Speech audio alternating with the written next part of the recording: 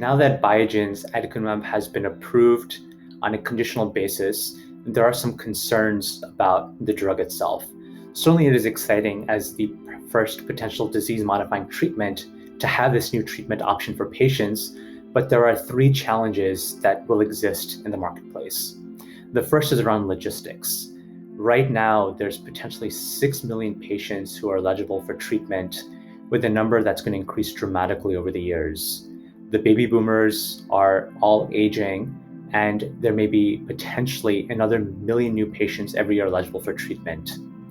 There were some surprises about the label of the drug itself. The clinical trial itself did try to look for more earlier stage patients, but the drug was given a broad label. Given that Biogen has said publicly there's 900 infusion centers, even if they are running 24 hours a day, 7 days a week, it still will not be nearly enough capacity to treat all the patients that could theoretically be eligible for treatment. The other concern along those lines is that classically, outside of perhaps multiple sclerosis and one or two other diseases, neurologists are not used to giving infusion therapies. So there will be some market development activities required to train neurologists on how to give infusions. The other concern from a logistical perspective is around imaging. Classically, Alzheimer's patients are not imaged in terms of PET scan or MRIs. The clinical trial itself did require imaging protocols, which adds to the logistical concerns in terms of the patient journey. The second challenge will be around cost and reimbursement. The cost that did come out at $56,000 per year did surprise many within the community.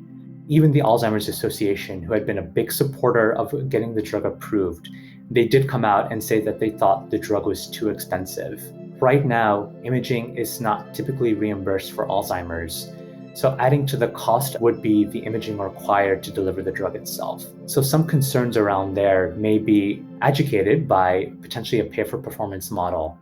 In other diseases, we are seeing that there's this pay-for-performance where the drug is only reimbursed if it does show efficacy over a 1 year, 2 year, or longer term perspective.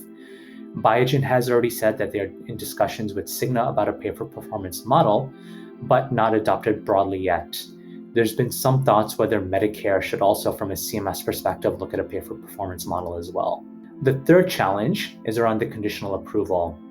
The drug did not have what was considered great efficacy, and it was in fact controversial whether there was in fact efficacy or not.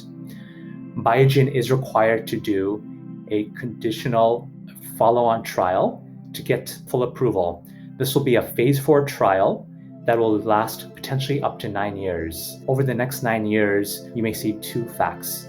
One is whether there's actually efficacy or not. If in fact you do not see a slowdown in cognitive decline, many patients may get this expensive treatment without true efficacy. The second concern is around side effect profiles, specifically around ARIA, which is the edema that occurs in about 30% of patients who do end up receiving the amyloid antibody infusion.